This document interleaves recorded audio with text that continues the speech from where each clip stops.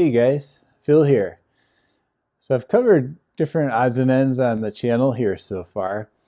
I thought maybe I would shift gears a little bit and share my own story around Jehovah's Witnesses. I know some of the videos I've found most helpful are when people are sharing their own experiences. I don't know that I have such an amazing story really to tell, but if it helps somebody, that's awesome. So I'll probably break it up into a few parts maybe. So this will be the first part. And I apologize in advance if I'm too tied to my notes. I have to work on that, what was that, council point, audience contact, and use of an outline. Okay, let's do this. How many trips do you think you've taken to Bethel if you counted them all up? Bethel, Bethel, the house of God, the world headquarters of Jehovah's Witnesses. Back in the days of Joseph Rutherford, the second president of Jehovah's Witnesses and their Watchtower Society Corporation, there was also Beth Sarum, House of the Princes. It was a San Diego house built in 1929. It had 10 bedrooms, ostensibly for Bible characters to live in once they were resurrected. In the meantime, Rutherford very kindly acted as caretaker. He wintered there each year until his death on the property in 1942. As World War II started in 1939, Beth Shan, House of Security, was built on an adjacent 75-acre property. In 1926, the Watchtower Society's Golden Age magazine, which is now called Awake, had commented on what might happen in the next war. It said, "The compact, thickly populated, highly industrialized centers of civilization will be drenched with gases, bathed with liquid fire, and sown with bacteria. Unquenchable conflagrations will overspread the sky with a blanket of smoke almost impenetrable to light, hiding the orbs of day and night and the constellations, reacting on the human mind to plunge it into hopelessness and gloom.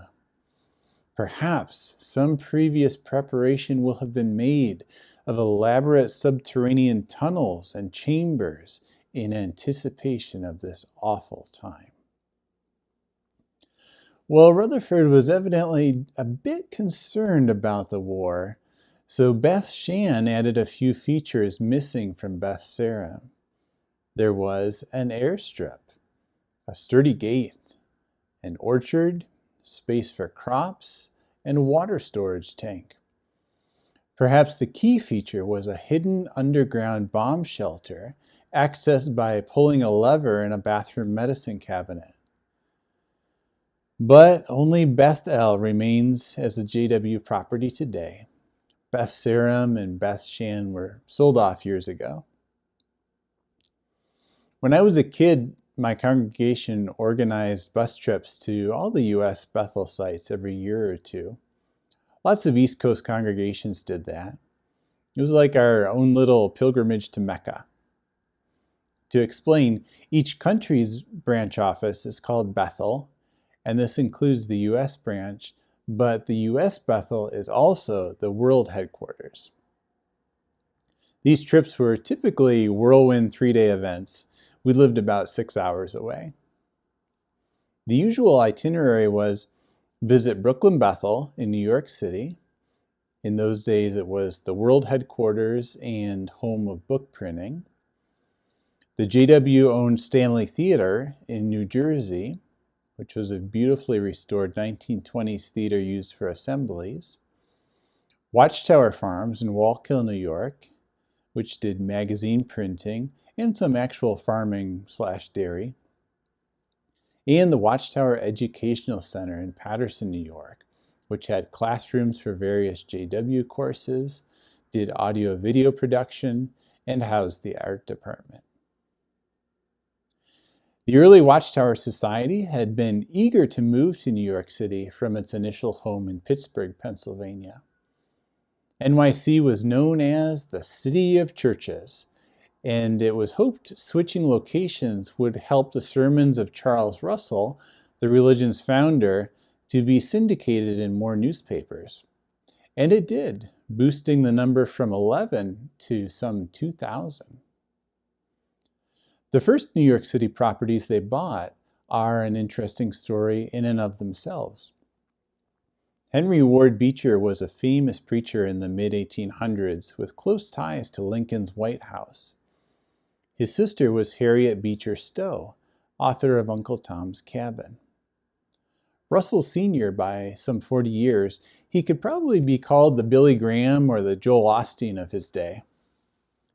The society was keen to achieve more legitimacy among their religious peers, so when they learned that Beecher's house and a mission building from his Plymouth church were for sale in Brooklyn, they quickly snapped them up. The former mission building had been called the Beecher Bethel. So Russell promptly dropped his own headquarters name, Bible House, and adopted the name Bethel, which remains to the present day. The Watchtower Society remained headquartered in Brooklyn for over a century.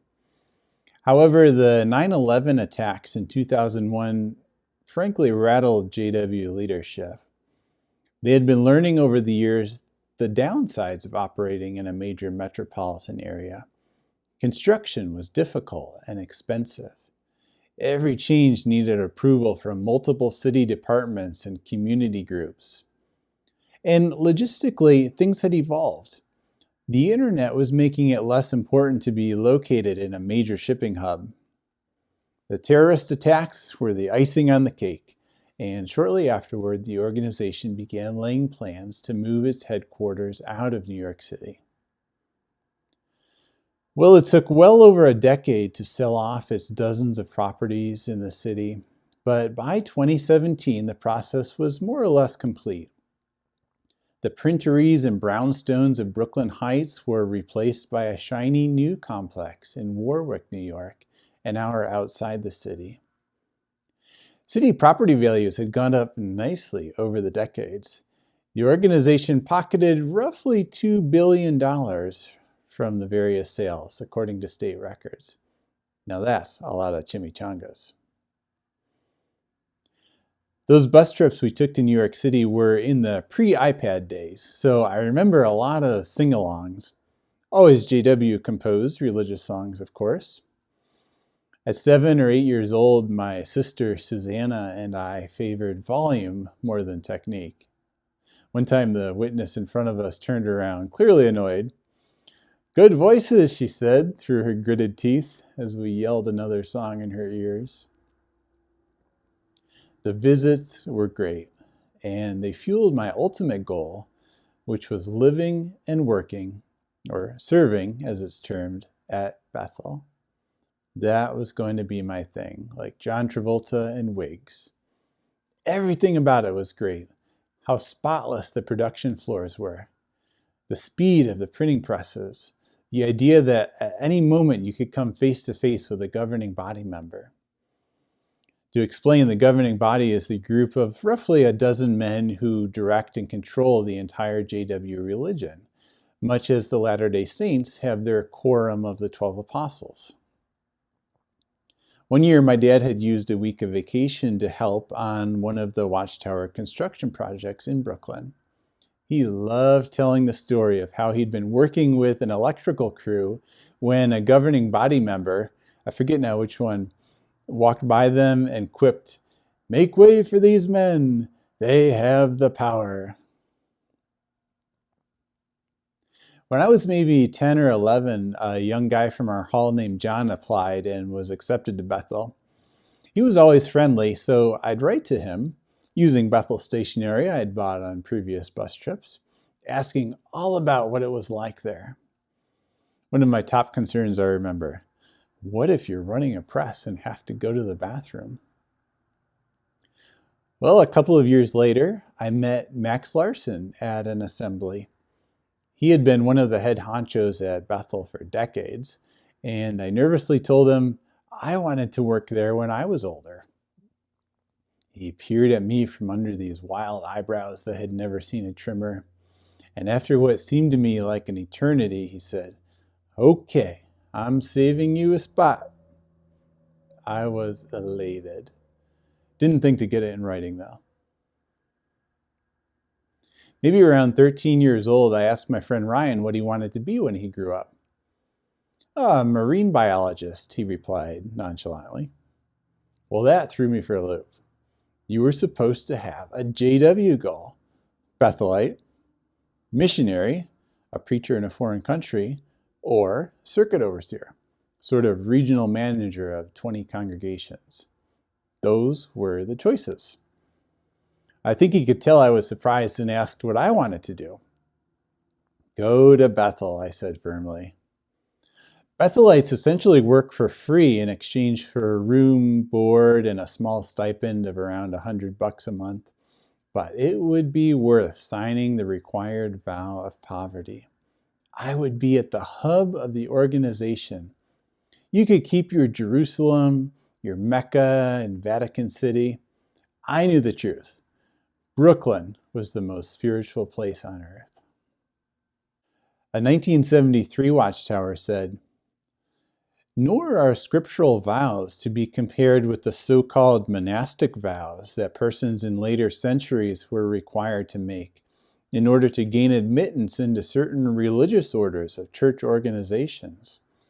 Those vows of chastity, poverty, and obedience placed those vowing under obligation to the religious orders and served those orders as a means of exercising control over their adherents." A 2017 Watchtower said, "Today, there are about 67,000 members of the worldwide Order of Special Full-Time Servants of Jehovah's Witnesses. Each of them has made a vow of obedience and poverty. In this vow, they promise to work hard at any assignment they are given in Jehovah's service." Time passed and I started pioneering after graduating high school. Pioneering means agreeing to preach door to door a minimum number of hours per month. It was 90 per month at the time, since reduced to 70. If you wanted to be accepted to Bethel at the minimum age of 19, you needed to be a pioneer. It was competitive. There were more applicants than there were openings. My peers started to go. Jim went to Brooklyn Bethel, but he returned home just a year later under a bit of a cloud. The first year is probationary, and he was not invited to stay on.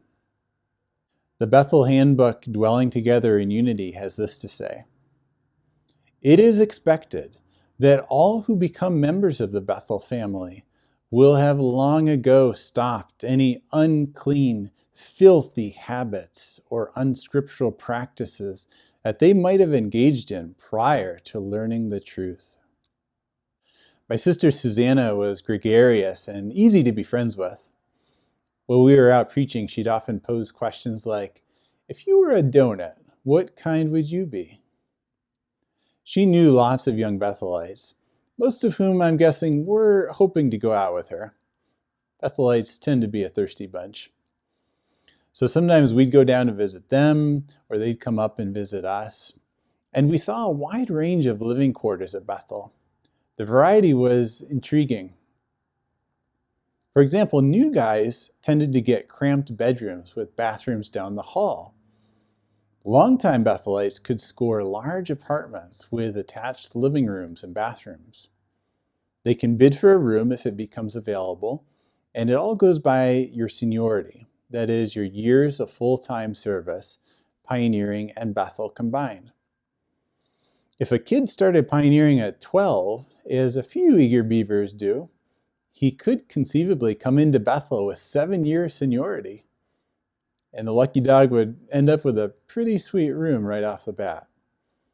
I'm guessing everyone else hates these guys, but as Doris Day belted out, "Que sera, sera."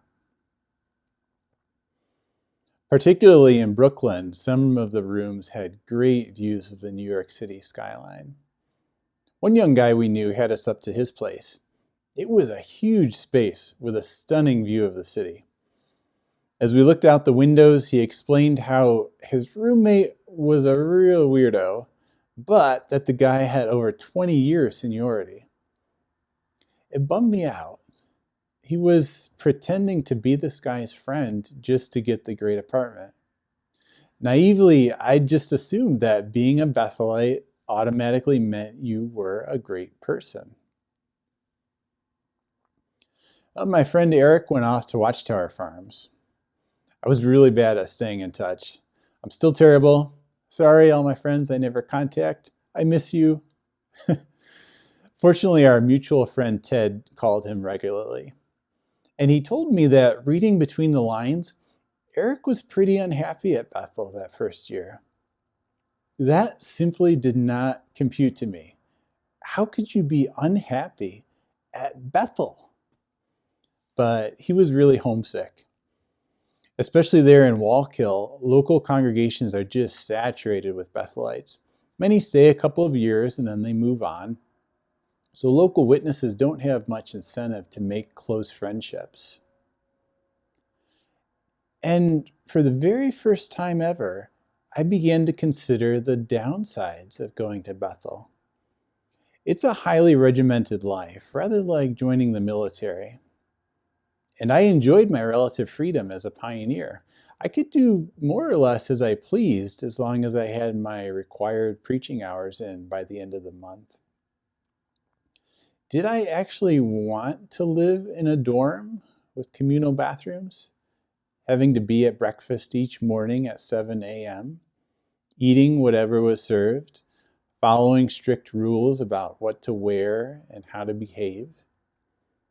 New Bethelites are issued a handbook with 30-odd pages of rules titled Dwelling Together in Unity. They also attend mandatory orientation sessions called Bethel Entrance School. I loved giving talks at congregation meetings each week, but with so many Bethelites in the area, I heard you were doing well to give a talk every 6 months. Here's some questions from the Bethel application.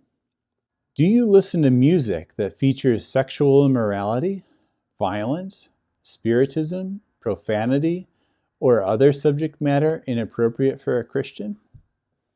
Yes or no? In the past year, have you viewed material inappropriate for Christians, such as movies or videos featuring violence, spiritism, or sexual immorality? Or pornography in printed form on the internet or otherwise? Yes or no? Have you ever had a homosexual relationship? If you answer yes, please explain. I started to get cold feet about applying. However, I continued attending the annual Bethel meeting at each summer convention. It was for anyone interested in going. You could even apply on the spot. I can't tell you why I was still attending. I probably could have given the talk for them. I'd heard it so many times. But I never got up the nerve to walk to the front of the room and put pen to paper. One day I just decided I for sure was not going to Bethel. I went out and put $500 down to buy a car. It was a boxy little Scion XB, if you remember those. I loved it. Another crucial point, it had 4 doors. Any witness who buys a 2-door car is almost automatically considered a bad influence because it's not practical for taking a group preaching. But the very next day, I called the dealer in a panic to back out. I lost my $500 deposit. But the thing was, if I bought the car, it meant definitively I wasn't going to Bethel, because you sure couldn't have a car payment on the extremely modest stipend you got working there. And I just could not close that door. Not yet. I finally decided I ought to at least dip my toe in the water. It was like my mom always said, you can't say you don't like a food until you take at least one bite. I applied to go for 2 weeks as a temporary worker, like my dad did years before. I was assigned to Watchtower Farms, and I made the 6-hour drive down, super nervous about everything. Eric was essentially the only person I knew there. I felt better that at least my roommate would be in the same boat. But then I met him. As it turned out, he had been a Bethelite for years before getting married. He hooked up with his old buddies, and I never saw him again after the first day. So that was a letdown. Hey, at least I had the room to myself. I went down to breakfast early the next morning. To my dismay, they explained that in the summertime, there were no assigned seats. Since so many Bethelites were away traveling, they closed part of the dining room down. Just sit wherever you like, the fellow explained. My eyes scanned the room as I had these flashbacks to grade school, having to walk up to a table of strangers and ask to sit with them. What had happened to the part where Bethel would tell me what to do every minute? Somehow I stumbled into an empty seat. Looking back now, who I sat with and what I ate during those 2 weeks is a complete blank. It was an introvert's nightmare. And so apparently I buried the memory deep in my brain's pit of despair. Having no particular skills on tap, I was assigned to a demolition crew that was tearing down some cabins on the property. It was hot work in the humid June weather. By the time I returned home, all my underwear had turned blue. I'd sweated all the dye out of my brand new work jeans. I enjoyed the hard labor, but I didn't really have the knack for making small talk as I worked. I would run wheelbarrow loads of debris to the dumpster until everything was cleaned up and then just stop at a loss for what to do. The young guy overseeing the crew admonished me for standing around too much. I felt confused and out of sorts. My JW training had always been to do exactly what I was told and not overstep that one iota. But it didn't quite work on a job site. A 2011 Watchtower says, "We can save ourselves and others much anxiety and grief if we modestly make decisions only when we have been granted the authority to do so." I didn't seem to be meshing with my workmates at all. I wasn't super surprised. To some extent, thriving as a witness means integrating with the group and picking up on unspoken cues.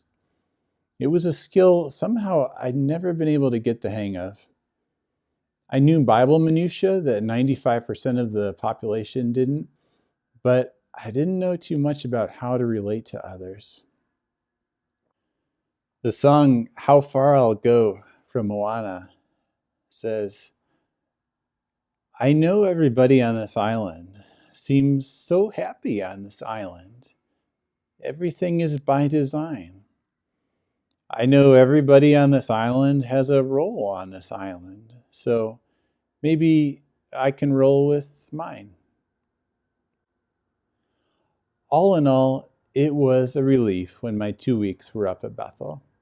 I shelved for good my plans to apply for a permanent spot. I reconsidered my 3 options I had in life as a Jehovah's Witness. Bethelite? No. Circuit overseer? I liked giving talks, but the actual overseering part of the job sounded awful to me. Missionary? You had to be married for that. Plus, I wasn't so great preaching door to door. By that time, the organization had created a 4th option. I could apply to Ministerial Training School, or MTS. It was a 2-month Bible course for single men, and at the end I'd be assigned to a congregation in the U.S. which lacked enough men to handle all the tasks. MTS was probably the closest fit for me, but I still held back. I knew from the Bethel application they would ask whether I dabbled with pornography. And I did, despite my best intentions. I was a dabbler. Sometimes I dabbled myself several times each week. I may have fudged those details a bit on my Bethel application. And it would mean moving to a whole new congregation of strangers. That thought made me break out in a cold sweat. So I hemmed and hawed, and in the end, I didn't really do anything. I continued pioneering, more or less, but pioneering had always just been a stepping stone to Bethel.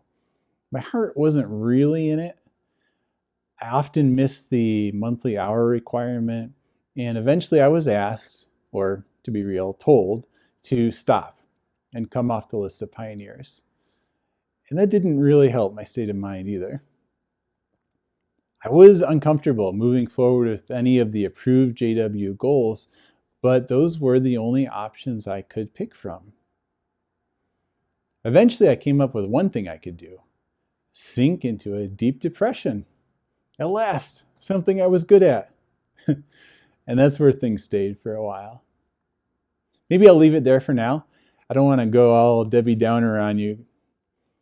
A postscript: I heard later that my friend Ryan, whose goal had been to be a marine biologist, he ended up going to Bethel, and he stayed there for many years. He adopted my goal. Perhaps I should adopt his.